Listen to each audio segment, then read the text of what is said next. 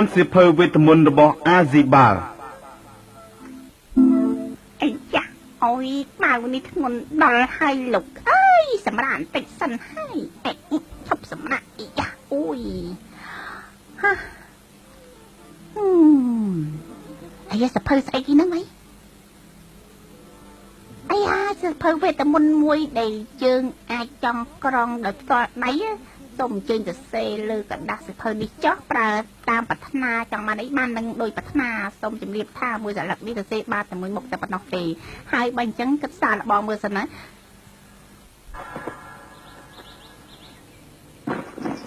สมัยมาสระไอ้ยาสระนะอ๋อจ้าสระแม่ในนิเวศตำบลเมนមើលទៅខ្វៃប្រុសនេះចរិតល្អដល់ដូច្នេះចាំបាច់ត្រូវតែជួយការងាររបស់គេទៅបានហើយក្រោយពីនិយាយហើយគ្រូសិលនោះក៏ប្រែកាឡាខ្លួនធ្វើជាឆ្កែតូចមួយ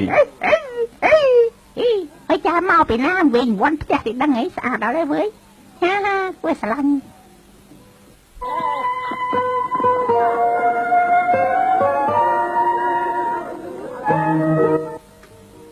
លោកស្រីអ្នកនាងកញ្ញាទាំងអស់សូមអញ្ជើញទិញស្ពៃរបស់ខ្ញុំស្ពៃរបស់ខ្ញុំគឺជាស្ពៃល្អលេខ1មើលតិចមើលវិញ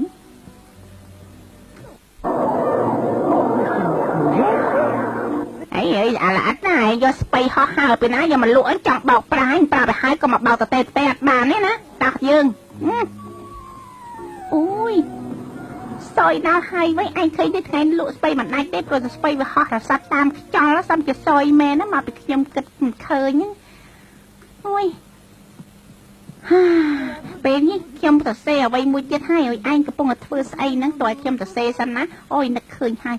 ណែគឺជាបណ្ដាំឯណាមិនអើយស្ងៀមមើលកំពុងតែសេនេះអូបណ្ដាំសាស្ត្រាចារ្យស៊ីប៉ាល់គាត់ផ្ដាំឲ្យទៅសេហ្នឹងមួយទំព័រម្ដងសុំតែមួយមុខម្ដងមិនពីរមុខម្ដងកើតទេអូយឯងឆ្កែឆ្លៀសវៃមែនតើហីល្អណាគិតថាសុំឲ្យកបោបលុយរបស់ខ្ញុំពោពេញលុយដែលច្រើនសាកល្បងមើលចេញមកមើលសិនអូយលុយច្រើនអូយលុយច្រើនណាស់តែប៉ុណ្្នឹងខ្លាចជាសេដ្ឋីហើយណាកូនឆ្កែតូចអើយយ៉ាងតែនៅផ្ទះពីរនាក់ណអូយស្អីចាលុយរបស់ខ្ញុំមិនបានតែងខ្ទេចខ្ទីអស់ហើយធ្លាក់ទឹកអស់លីងទៅហើយលុយអើយលុយឥឡូវត្រូវតែសេមកសម្ព័ន្ធទៀតឲ្យទៅបានណាសំទុកគេទៅប្រមូលប្រាក់មកវិញ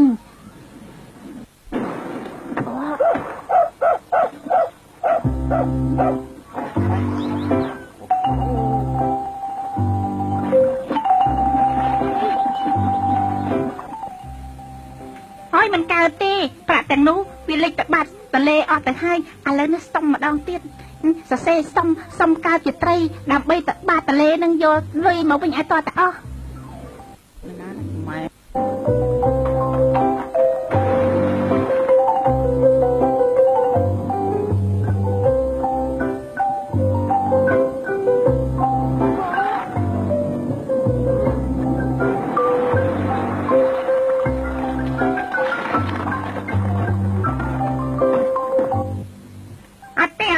ខ្ញុំមិនមែនត្រីទេខ្ញុំអ្នកលក់ស្បៃនៅផ្សារតែណាំខ្ញុំបានទេអីខ្ញុំអ្នកលក់ស្បៃដែរយ៉ាងរយយកជើងឯងចូលបាត់ក្នុងសម្បែងយើងធ្វើអីឆាំចេញពីទូរបស់យើងទៅអូយសួយបែរបងហើយហើយសង្ឃឹមបានធំហើយ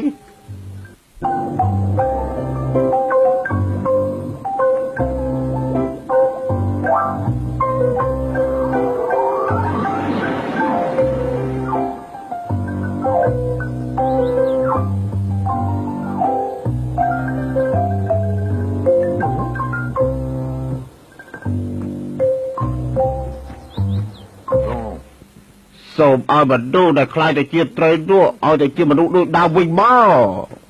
អូហាត់ដេកតែមកសលេតនេះហើយគ្រាន់មានកម្លាំងតិចឯងចុះឆ្កែទៅណាបាត់ហើយកូនឆ្កែទៅណាទៅហើយអាយយអីបើនេះធ្ងន់ដល់ហើយមិនកំពុងតែយួរសັບអាក្រក់ផងហ្នឹងណាប៉ុន្តែខ្ញុំចង់បានកូនឆ្កែគ្រាន់តែទៅផ្សារបដើបាន2នាក់វាមិនអត់សុខទៅណាបាត់ទៅកូនឆ្កែហ្នឹងហីកូនចៅទាំងអស់គ្នាចាប់6ឲ្យវ៉ៃវ៉ាន់ទៅប្រយ័ត្នវាប៉ះភ្លៀងណា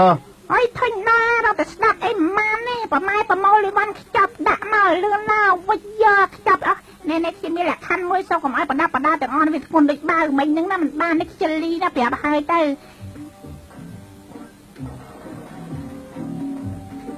អាកាស្តដឹងទេពេលនេះខ្ញុំ ម្មណ៍ថាកំពុងតែមានអារម្មណ៍រឿងអីចង់និទានរឿងទៀតហើយ